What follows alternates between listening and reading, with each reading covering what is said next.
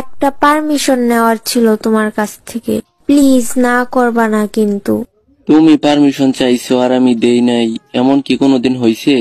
না, তা হয় নাই, তবে আমি পারমিশন চাইছি আর তুমি সরাসরি ওই পারমিশন দিয়ে দিছো, এমনও তো কোনোদিন হয় নাই। আরে সমস্যা নাই, এইবার দিব। তুমি নিশ্চিন্তে বলো, কিসের পারমিশন লাগবে তোমার?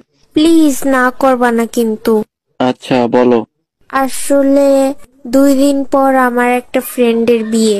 তো যাবা, এটার জন্য আবার পারমিশন নেওয়া লাগে? আরে আগে শুনো। হ্যাঁ বলো। আমরা বাকি সব ফ্রেন্ডরা প্ল্যান করছি, আমরা সবাই মিলে একটা গ্রুপ ডান্স করব।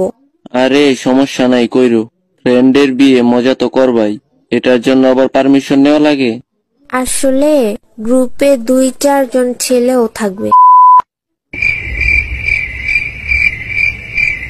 ও আচ্ছা।